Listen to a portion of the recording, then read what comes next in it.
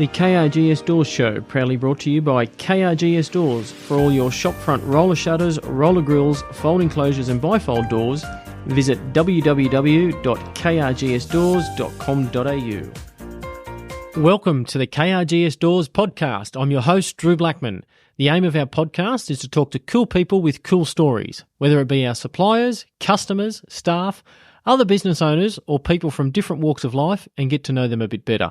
If you're interested in coming on, drop us a line or email, or connect with us via Facebook, and we can have a chat to see what we can do. Today on episode 52 of the 4-year-old KRGS Doors podcast, I'm joined by KRGS Doors Managing Director Clayton Blackman, and we talk to former professional boxer and now commentator Barry Michael. With a record of 60 fights with 48 wins, Barry is best remembered for his 1985 IBF Super featherweight title fight against Lester Ellis. Barry also lets us in on a run-in he had with a well-known Melbourne Crime Boss. I'll also let you in on our next episode's guest, but for now, please welcome to the podcast, Mr. Barry Michael. If this doesn't turn you on, folks, you haven't got a switch. Barry Michael, thank you very much for joining us on the KRGS Doors podcast. What is the Barry Michael story? That's a good question. To be honest with you, at the moment, I'm negotiating a book deal.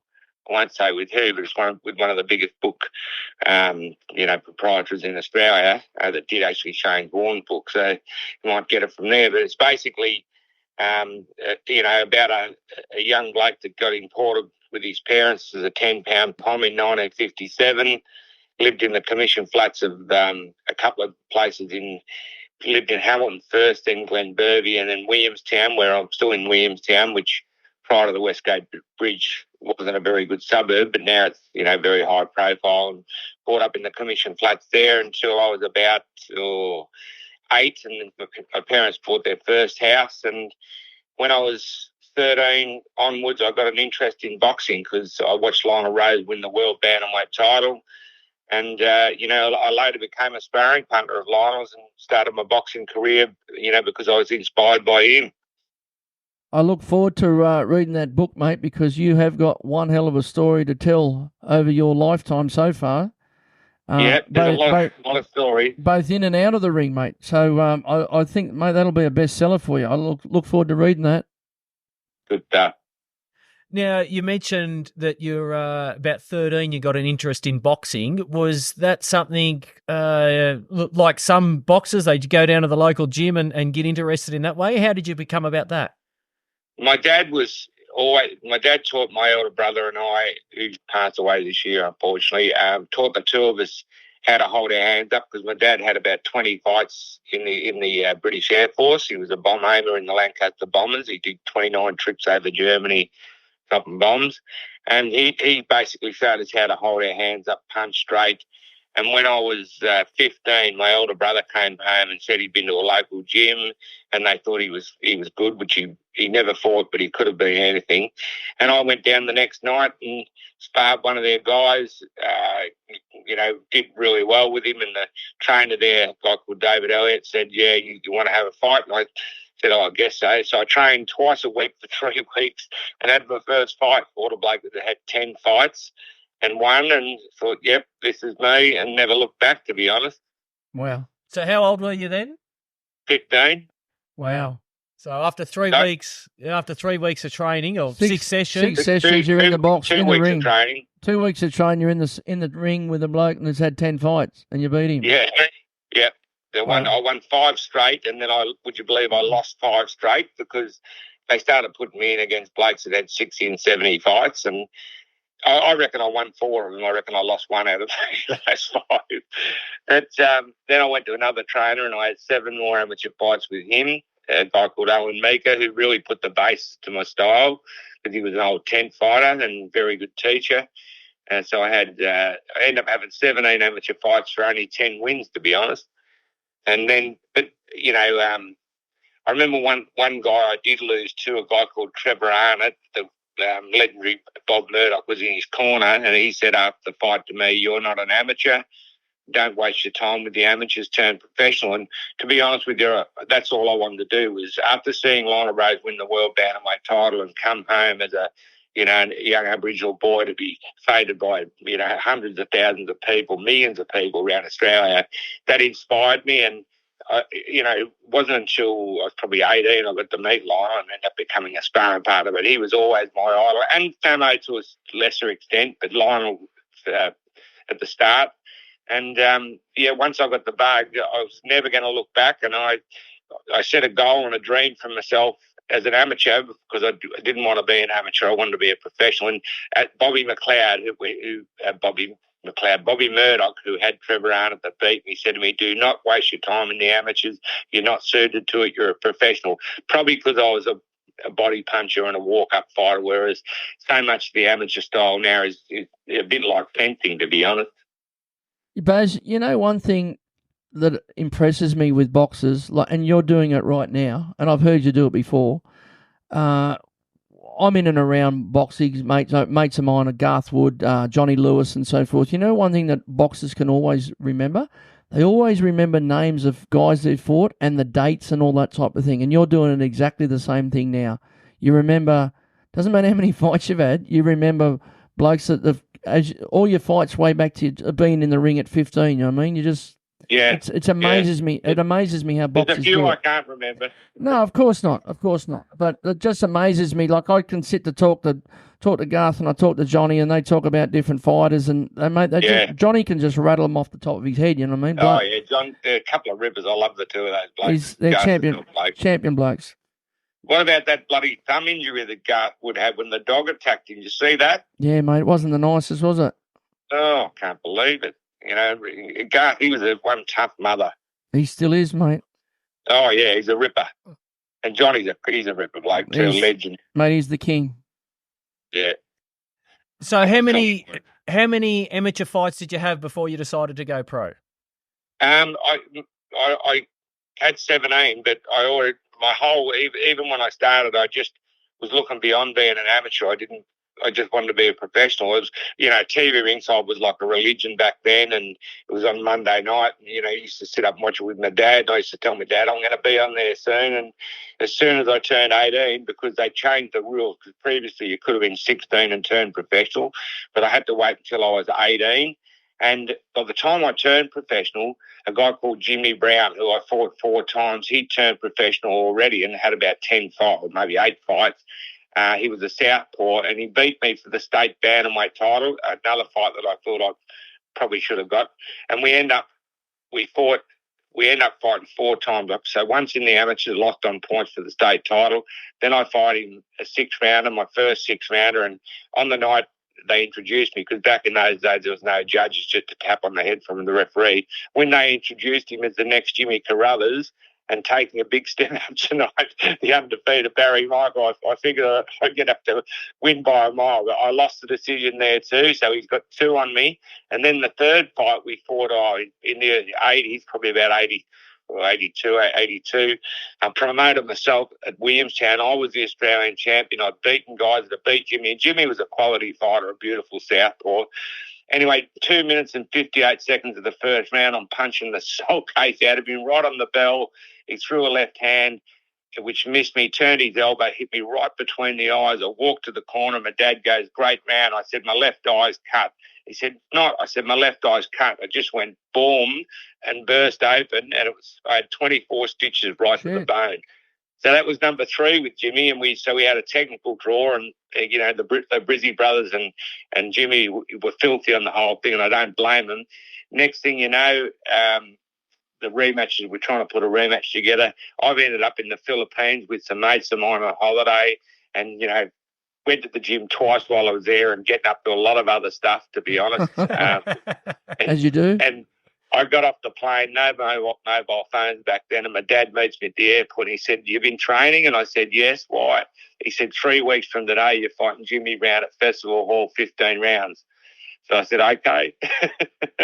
So I just lived like a nun for the next 3 weeks, and at the end of round 14, my dad said to me, "Son, they can't take this one off you, but for F's sake, go out and stop him in the 15th. And I did. I stopped him in the 15th. Good work, and he never fought again, Jimmy, and we're still good, mate. Really good, mate. Baz, one of your most famous fights, and I remember this, I was a kid, I was probably 14, 15 years of age back in 1985. You fought another great Australian boxer, Lester Ellis, for the IBF Super featherweight title on July the 12th, 1985. Tell us that one, mate. What was that all about? Oh, I picked Lester, and I've got photos of Lester and I when I was 22 and he was 12, and I had hair back then, very long blonde hair, to be honest. You did too. And first time I ever sparred him when he was 12, I got out the ring and I sparred about 6, 7 young fellas and I used to do that, go around the gyms and help kids and stuff. And I got out the ring and I said, "What's this kid's name?" And they said, "Lester Ellis." I said, "This kid's going to be a world champion." So I took him under my wing and we became very good mates, and I sort of took Graham Brooks under my wing as well. It was unfortunate. I had to fight Graham first and then Lester. But with Lester, it only happened with Lester years and years later after he won the IBF Super featherweight title, which is 58.95, which I hadn't fought at that weight in a decade. And when one day in the gym, because I'd been promised shots at the world lightweight title, I'd signed contracts with Bob Arum and collapsed in Miami with a torn plantar fascia on my heel, and then came back and fought the guy I was supposed to fight in Melbourne, stopped him in 7, won a Royal, but it meant nothing. I needed that American exposure. So I was, and after I beat a black American called Al Carter, I found out later that I was never going to get a shot at the world lightweight title because they didn't fancy Boom Boom with him. David Wolf came up to me at the IBF convention in '87 just before I lost the world title, telling me that when I beat Carter, there was no way down I was getting a shot because they didn't fancy Carter with Boom Boom, fancy Boom Boom with Carter. And he said we weren't going to fight you, and neither was anyone else. So it sort of set me back a lot. But Lester, when I decided to drop the 58.95, my dad said to me, "Son, I think you might have to give it away." And I said, "What do you mean?"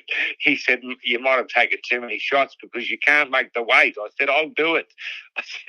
And I went to a health farm, got a dietitian, Karen Inge, and 1 month before the fight, I sparred 15 rounds with 4 different opponents and, did a trial weigh-in, made the weight, carbohydrate loaded, and sparred 15 rounds with Darcy Ritchie, Graham Brooks, Glenn Walsh, and I can't remember the other guy, 4 of them. That's lovely how he runs the names off. How good's that? Mate, but it was obviously one of the greatest fights, and particularly in Australian boxing at that time. We had some good boxers around with Jeff Fennick and so forth, and this was one of the highlights with you and Lester. Well, Lester was a beast. Lester would smash everyone in the gym. He'd smash heavyweights. I used to say to him, "Lester, you've got to stop killing your sparring partners. No, you won't have any in the end." And that happened to him quite often because he used to splatter everyone. He was a big puncher. He had incredibly fast hands. And, he was a gun, Lester. And, look, it was sad that I had to take his title off him, and he was a bit bitter on me for a few years, but we're great mates now. Yeah, it's good. And, he was a great fighter. He's undoubtedly one of the best I ever fought, one of the best punchers. And I did, I did put a bit of a stop to his career to a certain extent. He went on and won a lot of other big fights, but I don't think, it was really the same, to be honest. Yeah. Mate, you mentioned there earlier about how Lionel Rose was your hero and he come back as a world champion. What was it like for you and your family that night that you become the world champion, emulating what your hero did? It was incredible, to be honest. One of the highlights of my life, to be honest. To this day, I'm indebted to Lester. Well, to be honest with you, what happened was I'd had a couple of fights in Hawaii in 80. It was after 83. It would have been 83. I had 2 fights in Hawaii, won them both, and met a black American guy over there called Dana Goodson, who was number 2 kickboxer in the world, very good pad man, good trainer, and we became great mates. I ended up sharing an apartment with him and his lady. And I said to him, "I'm going to bring you to Australia. I'm going to promote you down here." And I did. I did that. And so it's a long story, but I had a deal done with anyway, I ended up getting him one fight here. It was a promotion that I lost on. No one was good enough to fight Dana in Australia. So Dana just became one of my trainers. And we actually went back to Miami after I'd signed this contract with Bob Arum. I had to fight Juan Arroyo in Miami, and then I'd fight Harry Arroyo somewhere in America for the IBF world title. And we went to Miami. I was in beautiful condition, but I had this nagging heel pain, which was diagnosed as plantar fasciitis, and I ended up having 3 cortisone shots in a matter of a couple of months, which evidently weakened the tissue. And I was sparring, my last sparring session about 8 days before the fight in Miami. I stepped forward on the ball on my foot, and it just went and I just collapsed and got taken straight to hospital with a complete plantar fascia tear. When I came back to Australia, the surgeon said they'd never seen a complete tear without an operation. I was the first one. Wow. But what happened was Dana Goodson, after I collapsed, I was that upset. I was crying in the dressing room, and not in the dressing room, in the hotel. My dad was there. My first wife was there. And Dana Goodson, and, Dana was upset, and, oh, man, you'll get another opportunity. Within 2 weeks of being back in Melbourne, he's training friggin' Lester Ellis. Yeah. So the night that we fought, we got in the ring, and I said to Lester, thanks for the title, Lester, and he went F off sort of thing. And I said, and as for you black so-and-so. Just to remind him, mate. Anyway, we ended up becoming mates again, Dana and I. I forgave him, to be honest, because I did win. And, Dana he came out of the ghettos. He did it hard. He was a bit of a legend, not a bit of a legend. He was a huge legend in the martial arts business in Melbourne and a great trainer. But he didn't get Lester over the line. Baz, you've been involved in boxing yourself and as a boxer and also as a commentator. I've got 2 questions for you. Who's your favourite boxer of all time? Yeah, that's a good question. Probably, probably Roberto Duran, I would reckon. I've trained alongside Roberto and had a couple of laughs with him. He's a bit of a funny devil.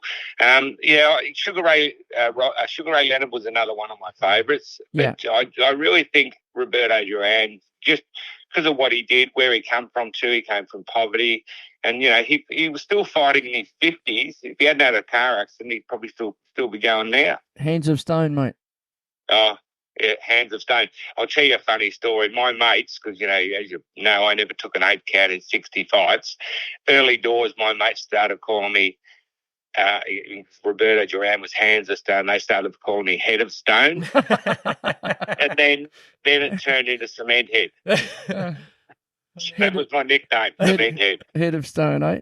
The second question... Cement head. Cement head. The second question I've got for you, mate, out of all the Australians and overseas boxers, who's the best fighter you've ever seen? Probably the greatest fight I saw live, which was mind-blowing, was the great Aaron Pryor versus Alexis Arguello. And I'd flown into Miami, and I'd lost the Commonwealth title of Claude Noel, a former world lightweight champion, on a 15-round split decision, would you believe, with my life savings on the line, which sort of stuffed me up a bit. But I get to Miami. They gave me the key to the city. I got ringside seats to watch Alexis Arguello versus Aaron Pryor. And Alexis Arguello was one of the greatest ever, multiple division champion, huge puncher, great boxer. But Aaron Pryor, he was inhuman that night. That fight was, he was just non-stop power, and he was copping punches. I could see the right hands from Arguello hit him flush on the chin, the spray would fly off his head 10 feet, and he go straight back in, up, down, non-stop until round 14 when he stopped Arguello. It was incredible. So that was the greatest performance of any fighters I'd ever seen. What weight division were they, Baz? That would have been, I think they would have fought because Arguello was the world lightweight champion, but I think that might have been a world light welterweight title. But I've got to say this, of all the Australians, Lila Rose was my idol. His reflexes were just second to none. They were phenomenal. I remember once when I was 19 and, getting to meet Lila was a huge buzz for me, and then becoming a sparring partner. This is a funny one because one day, and Lionel some days could be lazy, and he was a bit of a party animal out of the gym, But this particular day, they've got the TV cameras there for Channel 9 filming us sparring, and he's in front of me like a cobra ready to strike, and I'm waiting for it, and all of a sudden he goes, bang, bang, 2 jabs, bang, bang, bang, triple left hook, and right hand hit my chin, my mouth guard hit the wall 20 feet away. No bullshit. And it was on TV. They put it on TV. I was 19. Years and years later, Lionel and I are having a drink somewhere, and he goes, yeah. He goes, didn't effing take me long to realise I couldn't effing hurt you. He was a character. Also, he was an amazing bloke. Cement head come out then too. Cement head come in then. Exactly. I'll tell you, Lionel's reflexes were second to none. You know, one thing about the Courage, Harry Hayes was the same. But, you know, Harry could have won a world title, but, you know, unfortunately, other substances, mainly alcohol, stuffed his career up. Baby Cassius was another one, incredible reflexes. Graham Brooks, another one. And they're all Gujimara tribe Courage as well. Just a brilliant tribe with amazing reflexes, just reflexes beyond what the average human has. Now, the boxing industry, it's known for its colourful identities. Did you have any mixings with those type of people in your career? Did I have any what, sorry? Mixing with those colourful identities. Any dealings with colourful identities, Baz? Well, you know, yeah, of course. I mean, unfortunately, in the fight game, there's people from all walks of life. But, you know, I never had any issues, to be honest. You know, well, actually, with Lester signed up with the Italian crew, shall we say, and with, you know, Alphonse Gangitano. It was actually Keith Ellis, who's no longer with us and was recently inducted into the Hall of Fame.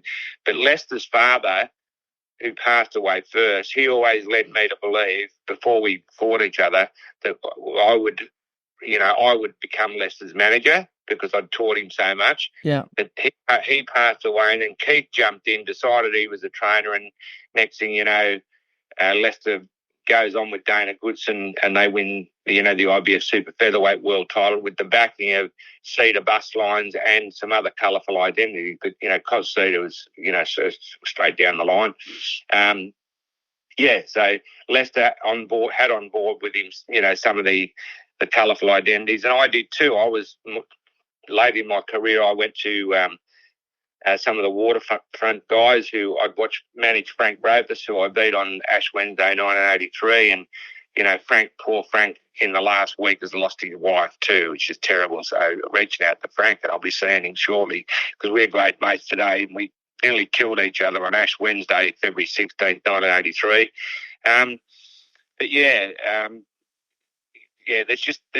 You do meet so many different colourful identities, but the team that I grabbed after I beat Frank Bravis was Leo the Lout McDonald, Spider Holman,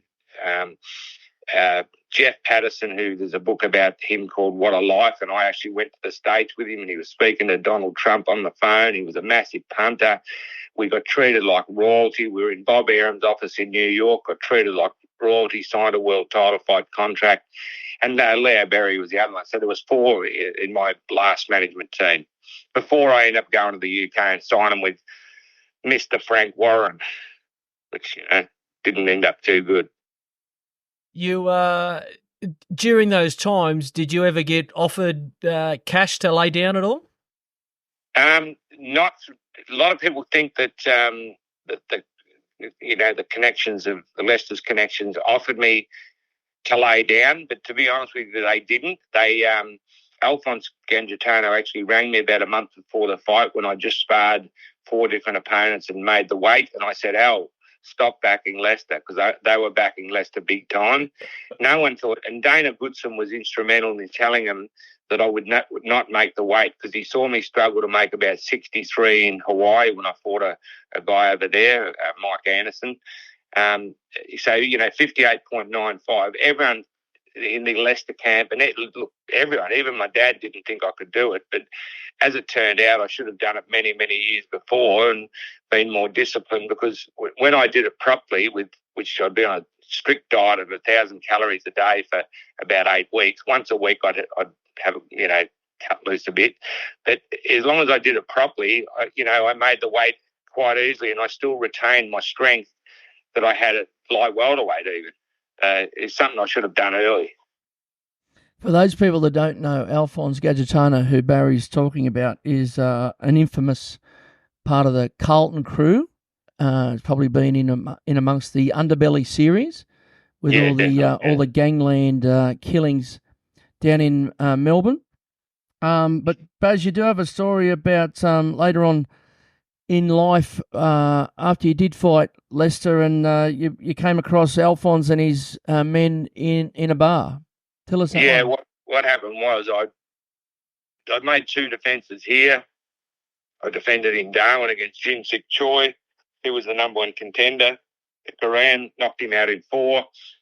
Never saw the promoter again. He ended up bankrupt himself and sent me a cheque for $5,000. He'd already given me 2, so I got $7,000 out of 140 I was owed. Never saw him again, and he evidently passed away. But the Waterfront boys assured me they were going to get the money, but they never did. That's another story. Actually, I was very, very lucky I wasn't arrested and charged with conspiring to grow a crop of marijuana, because this guy went into hiding in Adelaide, and he used to send Leo McDonald, who unfortunately passed away about 18 months ago, and a great guy, Leo, one of my management team. I used to meet Leo, and he used to show me photos of what he was growing, which he was going to pay me with. Now, I didn't have anything to do with it, neither did Leo. We just wanted our money. It was being intercepted. The whole thing was being watched by the police. Wow. And one of my ex-farm partners, I won't mention his name, was a police officer, and he was told that that I was being looked at and what was going on. And he came to me and he told me, he said, I've told him that, you're just after your money. Anyway, cut a long story short, Ian Crawford, his name was, he got arrested, and he was in South Australia. He didn't go to jail for it, I don't think, but he passed away, I don't know how, a long time ago. So I never got a sense. So that was my first defence. My second defence, I fought Mark Fernandez, who'd just beaten Rod Sequenin in Hawaii, who's a very good fighter and given Lester hell. I knocked him out in 4. And then, nothing was sort of happening, and I made peanuts again. Nothing was sort of happening for me in Australia. And out of the blue, I get a phone call. I was actually with my first wife in the Hobart casino, the one with the revolving restaurant. Yep. It was a big thing back then. And the waiter came over and said, "Oh, Mr. Barry Michael, I've got a phone call from the United Kingdom for you." And I answered the phone. It was Frank Warren, who's one of the smoothest mothers you'd ever talk to and one of the slimiest. And he said he offered me $100,000 to go and fight Najib Daho, who just won the British title. Now, we're talking 80, 85, early 86 maybe. I'd fought Daho in 1978 in South Wales. I took it on short notice. I had a fractured right hand. I had to have Novocaine in my hand, and I'd had an eardrum grafted in back in Australia after my first fight in England. I came home because I went to Georgetown, Guyana, and lost to Lennox Blackmore, and had a busted eardrum, and I had to have it grafted in because it wouldn't heal anymore. Anyway, so yeah, I went over, and next thing I'm being managed by Frank Warren. I signed a 2-year contract with him, which was unfortunate because at the start I was treated like royalty, sparred in his gym every day, sparred with so many good fighters over there. And prepared well for Daho. But to be honest with you, possibly overtrained a little bit maybe. But anyway, beat him clearly. It went 12 rounds, beat him clearly, and got revenge from the fight many years earlier. Decided to come home to Australia because I was homesick, and I was still hoping that we would get a rematch with Lester, which, for years people would abuse me when I went out saying give him a rematch. I was always up for giving Lester a rematch. Lester took him 30 years to come out and say he never wanted a rematch, and I always had his number. Anyway, came back to Australia and made the mistake of went to see Tony Miller fight Jeff Fennick, was invited to about half a dozen different places, and made the mistake of going to Lazar's nightclub with my first wife and a young friend of mine who's still a great mate of mine. He was 21 at the time. We were working together at a place called Mitchell Cotts Freight, a sponsor of mine. And all of a sudden a bottle of champagne came over, and it was from Alphonse Gadgetano, and he wanted to speak to me. And so I ended up going over and speaking to him. And my mate Simon, I didn't see what he was up to, but he got up and he was on the dance floor with some girl. And Alphonse was, he was off his head, to be honest. And he got aggro a couple of times. It looked like it was going to get nasty. Then he came good, and I kept telling him that all I'm going to do, I'm happy to fight Lester. I'm here to give Lester a rematch. Anyway, we end up standing up, and I was shaking hands with him, saying we'll get together with the other guys, which was my waterfront associates, and we'll sort things out.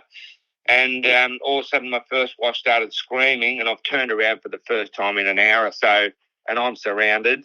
And I looked across, and my mate Simon being carried out unconscious by the security. He'd been king-ed coming off the dance floor.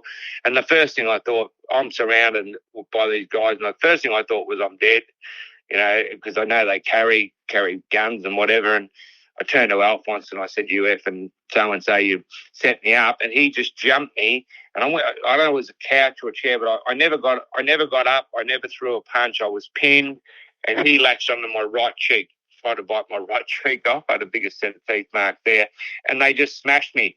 And Chopper Reed, who saw it, Chopper didn't think I'd ever be able to walk and talk again. He thought I was going to be a nuffy after the beating I copped, to be honest. And eventually I remember... and look, there was talk that there was a gun kicked away. There was supposed intent to maybe put one in my leg or something. I don't know, but it didn't happen, thank God. But all of a sudden I remember one of the security blokes they were complicit for sure because they let it go for so long, sitting on me and saying, stop it, you'll kill him. I sort of vaguely remember that. Then I remember being dragged through the crowd with blood spraying everywhere. My nose was smashed under my left eye. They reckon, Chopper Reed reckons they smashed me with one of those glass ashtrays, smashed that into my face. I don't know, but I had bite marks on my back, and I had my, biggest set of teeth marks on my cheek, and they'd smashed me on top of the head. I was bleeding in a lot of places, but my nose was under my left eye. It was splattered really badly. And I had to, I remember exactly what happened because not everything 100% because I don't know whether I was unconscious. I think maybe I might have been for a while they were hammering me. But I just remember being dragged through the crowd and people screaming and then being pushed out the front and blood spraying off me everywhere. And Simon's out the front with my first wife, Sandy. And I remember saying that she was screaming. She was beside herself, fair enough. And I just remember exactly what I said to her. I said, listen, take me to hospital. I've got to go to hospital, but I've still got the world title.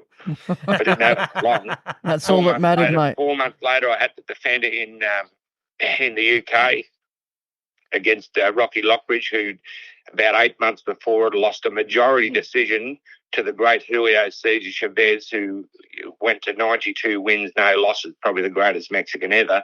And a lot of people thought Lockridge beat him. Anyway, my nose broke in the first. I just knew I struggled to make the weight. I just wasn't the same. After the beating, I copped in Lazar's, and I never flagged anyone. The police wanted me to give statements and all that. I didn't do that because, someone else would have got hurt. And, so I went over and they cost me the world title, to be honest. I had to go to the IBF convention first because they were going to strip me because I hadn't fought for so long.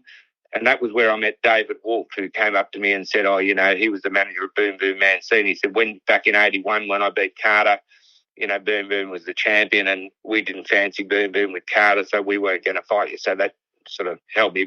The world lightweight title was always my dream and goal. I'm happy that I won the IBF Super featherweight title, and the IBF are a great organisation. They've been around for a long, long time, and they flew me over to the States not last year, the year before, and presented me with a ring for making 3 successful defences, which is something they brought in the last few years, which was fabulous. But I've had an interesting life, that's sure. There's some chapters there in that book, and I'm guessing you didn't attend Alphonse Gadgetano's funeral. No, I certainly didn't. No, there was no love lost there in the end. I mean, early doors, we hadn't had issues. And to be honest with you, about a decade before they did that to me in Lazar's, I was with a group of guys at a nightclub called Mickey's Disco, and it was a Bucks night with a friend of mine, and we came outside and there was a fight started with someone, and my team ran and started getting. So next thing I know, I'm involved. Next thing I know, someone's firing a gun off and saying, stop, we're fighting Alphonse and that. Said, okay, we all shook hands. But my mate, he was really drunk, and he said, no, this bloke's no good. He was kicking those kids, and said, oh, we'll have a one-out fight. Alphonse jumped him, got him on the ground, and I grabbed Alphonse by the throat and dragged him off, and one of his cronies king at me from the side. I turned around and beat him up, and then it was all broken up again, and we all shook hands and all went out different ways. So I didn't think there were any issues, and I'm sure there were no issues until Alphonse became part of the Ellis team. And to be honest with you, I think he was on substances that were making him pretty aggressive as well. But he was a bit of a loose cannon. Oh, absolutely, mate. And those blokes, they play for keeps. You know what I mean? All that crew. Yeah, well, I never even considered giving a legitimate statement to the police because someone in my family would have disappeared. I know. Come make the bites on the arse, Baz. Exactly. What are you doing with yourself these days? I'm doing a fair bit of commentary. I'm still at the gym a couple of days a week. I've actually got a girl fighting tomorrow night on Will Tomlinson's show at the Pullman, the old Hilton. She's making a comeback after having a second child. She's only had this baby 3 months ago, and last week she sparred four men, 10 3-minute rounds. Wow. So she's ready to go. Absolutely. And it's only going to be a 3-rounder just to get her back in the ring. But yeah, Stephanie Mafongwa, she's a Cameroonian girl who lives in the Commission Flats in Williamtown. Lovely girl and can really go places. And this is to get a career back on the road. Yeah, good. But I'm still heavily involved with the fight game. I do a lot of commentary for Main Event Fox till I don't think I'm getting the one on the 15th, the last one for the year, because they haven't called me about that, and I've got an offer to do something else. I'm actually commentating with Bruce Eva tomorrow night on the Wild Fighter show, Will Tomlinson show, which the main event is Andrew Maloney, one of the top bantamweights in the world, or super flyweights in the world, fighting the number 2 in the Philippines. So it's a very good card. Very good card. And obviously that's where we get to see Barry Michael mostly now on the commentary box on Foxtel on those main event fight nights. I have got a few other businesses. I'm involved in a partnership printing business, but I won't go into great detail about that. So I've got a few other things that I do. But I love the commentary jobs, and I love being involved in the game still and trying to help people and put them in the right direction. And Baz, you're good at it too, mate. Thank you. Well, what are your thoughts on the current crop of Australian boxers? I think Australian boxing is probably in one of the best positions we've seen it ever. With the Zoo boys. And look, there's so many, I won't go into it because I'll forget people. There's so many top quality world-rated fighters that we've got in so many different divisions. And I think worldwide Australia has got a terrific reputation because our fighters are always tough. They will always come to fight. And, even though some are brilliant boxers, I think we've got a reputation worldwide being, pushovers. So, yeah, we've got boxing booming. Women's boxing is booming. We've got Shanika Johnson defending the world title shortly, and what's the other girl, Ebony Bridges. Yeah, women's boxing booming worldwide. And I was actually one of the first to ever promote women's boxing, and I promoted one of them at the Williamstown Town Hall, and it was a disaster, to be honest, because it was a big, powerful German girl hammered this other, a rather plump girl, and she vomited in the ring. It didn't look real good. And the council wasn't very impressed with it, but and that was my first dabble in women's boxing, because the Equal Opportunities Board back then put pressure on us to support it, which was fair enough. But now, over the decades, I've trained with many of the women. Di Prazak I promoted with Shannon O'Connell. Susie Ramadan took Susie, and I think Susie probably statistically our greatest female fighter, won multiple world titles, won a WBC world title off a Thai, how could I put this, potentially hermaphrodite. She was, a month or so afterwards, was photographed with facial hair and her arm around her girlfriend. And so Susie basically, and Susie won the fight rather convincingly to win the WBC world title. You did that very well politically correctly, mate. It's interesting you say about the women's boxing. Our previous guest on this podcast was Ella Boot, who is an up and coming. She's currently 5-0. And her Ella got story. a decision over my girl, Steph Mfongwa, so we'd be happy for a rematch there. Yeah, and her story is an interesting one as well. That similar to you, come over from England to Australia with the parents and stuff like that. But I think now too, seeing them promoted on them undercards of the Tim Zoos and those big fights, that it gives the general public an opportunity to see them firsthand as well. Undoubtedly, and so many people now realise how the quality of women's boxing. I mean, yeah, some of I saw that Katie Taylor, Amanda Serrano. Is it Amanda Serrano? Serrano, anyway, world title fight. Anyone who doesn't like women's boxing should watch that, and you'll become a fan, because it was quality fight all the way through, and seesawing either way with two brilliant female boxers, and that's what's happening worldwide. Women's boxing is just going to another level. Yeah, it's great. It wasn't long ago that the Rose Boys put on a card just female fighters on the one. No limit. Certainly have put on some fabulous shows over the last 5 or 6 years. That's for sure. 4 or 5. They're doing a really good job, mate. Yeah. They certainly are. And it's great to see the Zoo boys. Timmy's a gun, and just still improving every fight. And Nikita's the same. Every fight, I mean, that Dylan Biggs fight was tough for him. He got dropped in the first round. He got up and he just dug deep, which I knew he would do. He's tough, he's strong, and once he started whacking Dylan Biggs' body too, I could see it was going to cause havoc, which it did. He stopped him with a body punch. But they're great for Australian boxing, that's for sure. The apple hasn't fallen far from the tree with both those Zoo boys. No, that's for sure.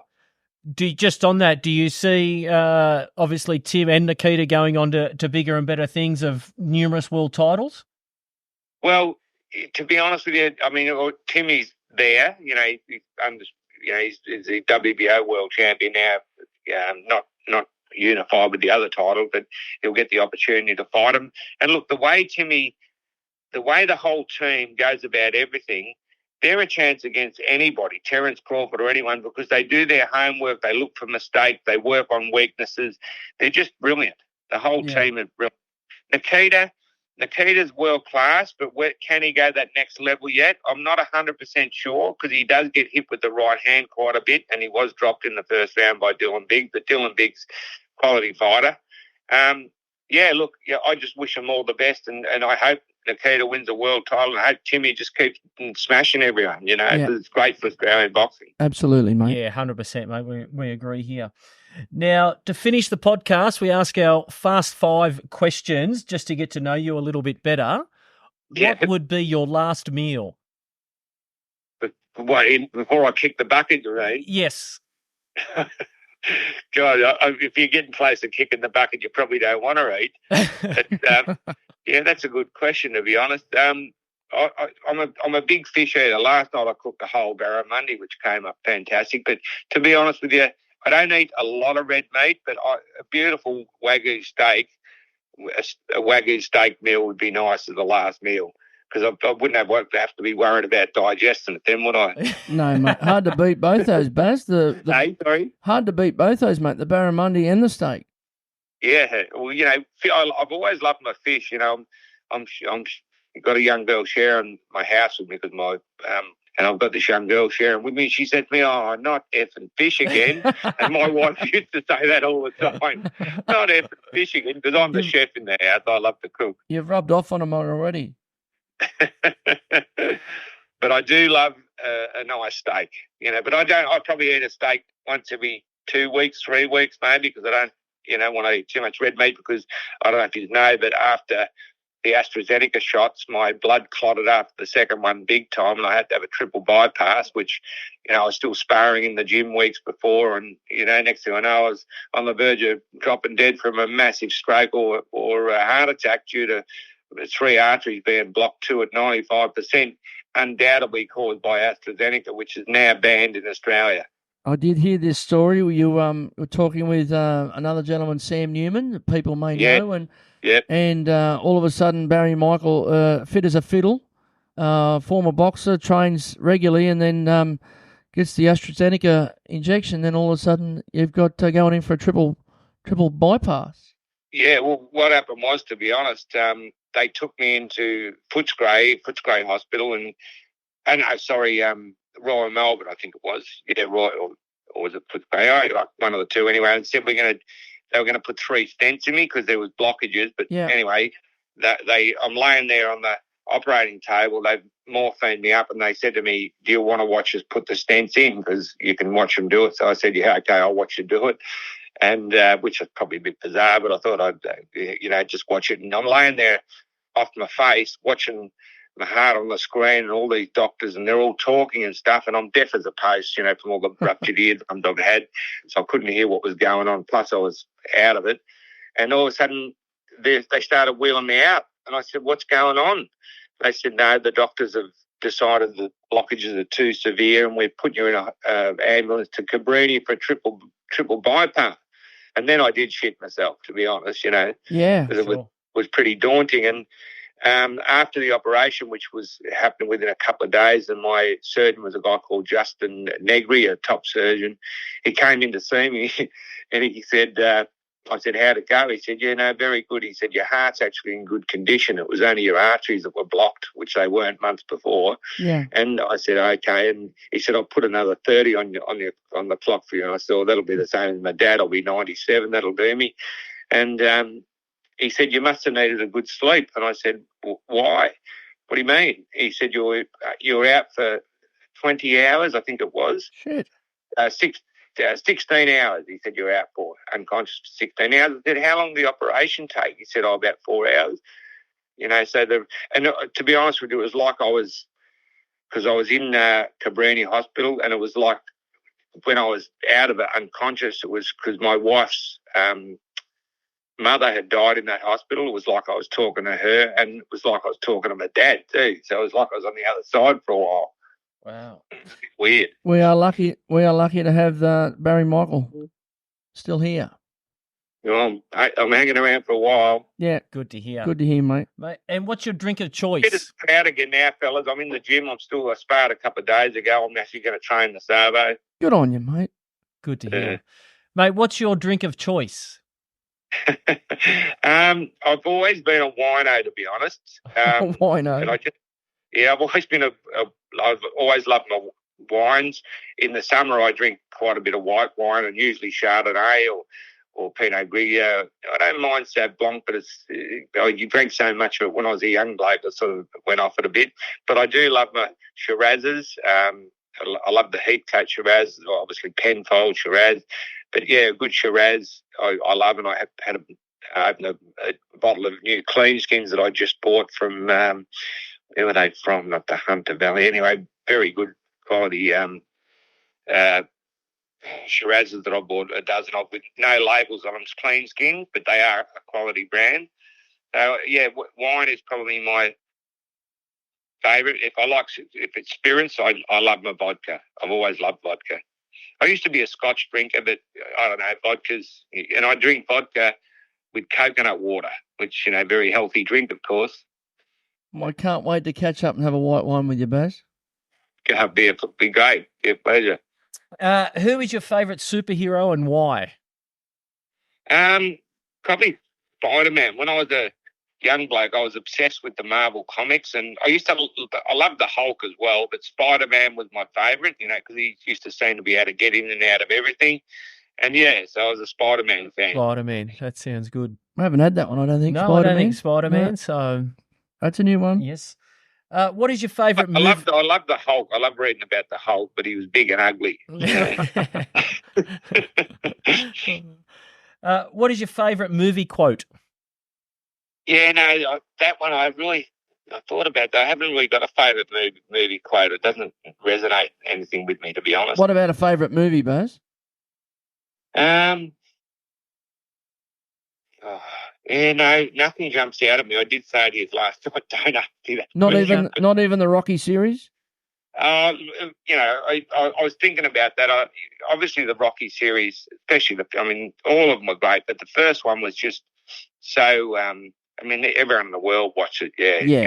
The one was awesome. Yeah. And just the story of Sylvester Stallone, and it was Chuck Wepner, I think he based it on, wasn't it? Yeah, that's right, Chuck Wepner. Yeah, Chuck Wepner, who was the Bayonne leader, I think they called him. That's He used to get cut to ribbons. But, I think probably what Sylvester Stallone achieved was phenomenal with the series of movies that he brought out about boxing. And even though they were a bit over the top, they were fabulous. You didn't take any training tips from that down in the freezer at the butcher punching the back of cows or anything like that? Not really, no. Excellent. And finally, mate, if heaven does exist, what would God say when you arrive at the KRGS Pearly Roller Shutter? Oh, shit. I don't know. Does he speak to individuals? Yeah. He gets you individually, mate. As a bit of an interview. Say, hello, Chan. Welcome. And I just hope I'm sure there is life after death. I'm sure there's something. I do believe in a higher power.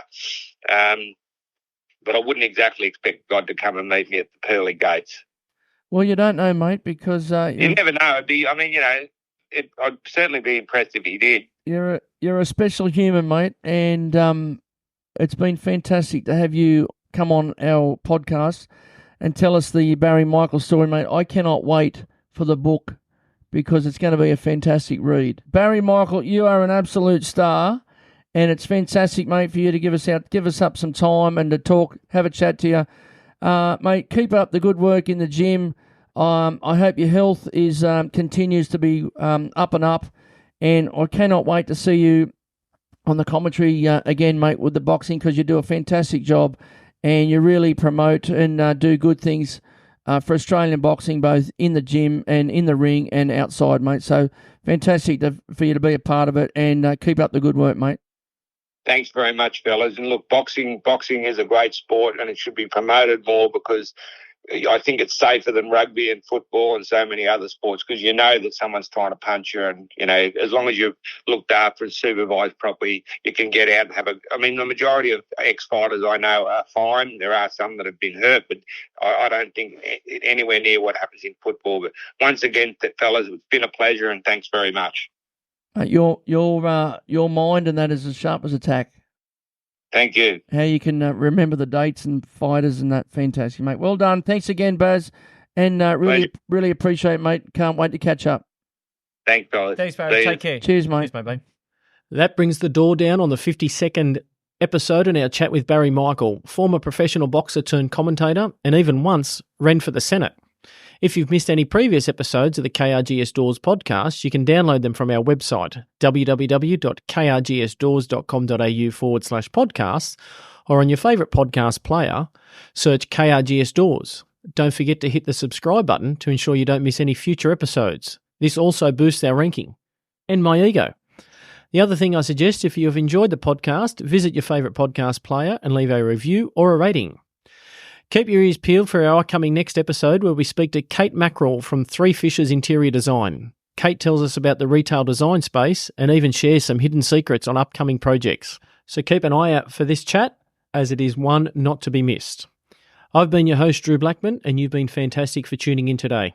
As always, you could be anywhere in the world, but you're here with us. Thanks. Till next time. The KRGS Doors Show, proudly brought to you by KRGS Doors. For all your shopfront roller shutters, roller grills, folding closures and bifold doors, visit www.krgsdoors.com.au.